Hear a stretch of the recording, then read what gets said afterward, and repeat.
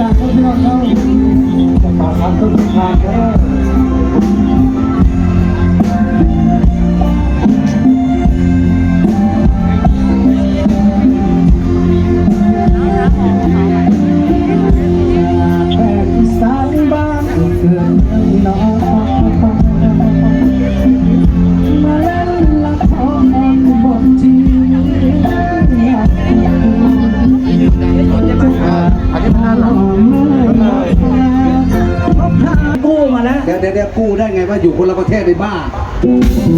ไปกู้กับท่านมา800เมื่อกี้มันคนละยานแล้วสุดยอดไลฟ์ไม่สุดยอดไลฟ์เบอร์นี่แมนผมไม่เคยเห็นสักเทื่อเอาเดี๋ยวเล่าเหตุการณ์กันวันนี้รถติดมากพี่น้องครับรถมองดูเขาพี่น้องผู้ใดเห็นผมขี่มอเตอร์ไซค์บูเขามาในงานยกมือให้ผมเบิ่งนะครับผู้ใดเห็นผมครับขอบคุณครับขอบคุณทุกท่านที่แหวกทางให้ผมได้ขึ้นมาดีดพินให้พี่ไม้นะครับนี่คือทีมงานนักดนตรีครับครับผมสวัสดีต้องขออยู่ข้างบนไม่โชว์ด้านหน้าไม่ตีแล้ววันนี้คือสร้อยทางพี่พี่น้องทุกท่านอยู่แล้วรอบหน้าก็จะเทียบเรื่องที่ในกรณีอยู่บนส้มขอบคุณพี่เชนนะครับพี่ชายที่น่ารักของพวกเราด้วยนะครับ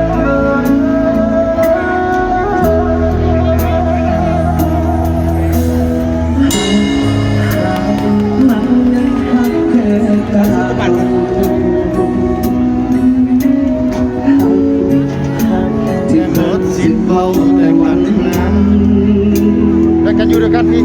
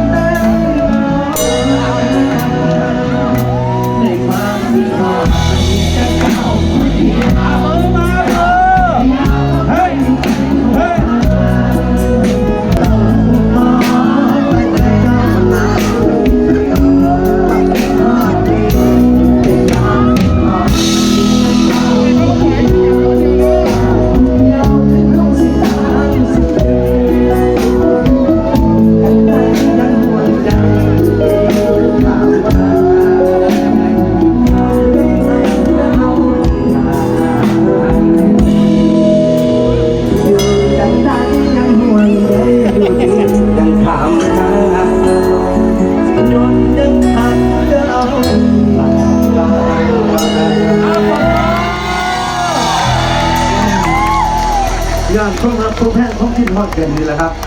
เขาบอกว่า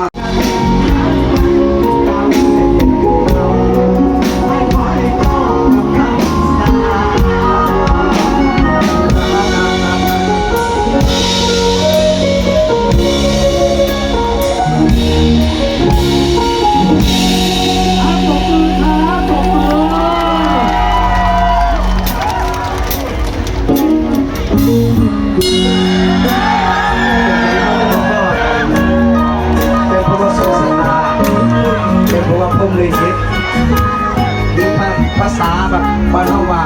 คนพลาไม่ต้องเลย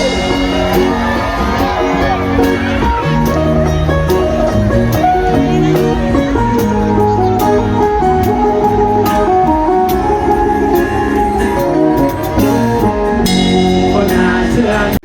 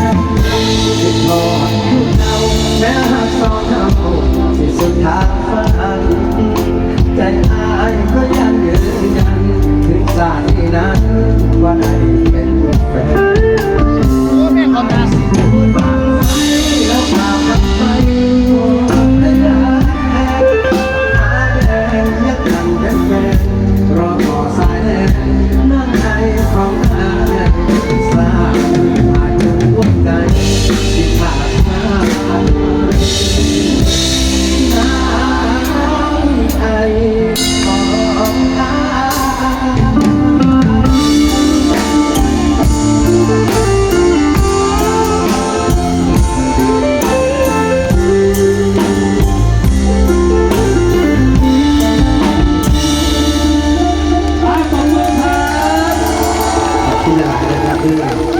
แต่จะฟังในเวอร์ชันของผมกับกดผมเป็นผู้ยูทูบก็ได้นะครับนักไอ้ก็ไอ้ไม่ที่เราพูดกับของขบวนวันนี้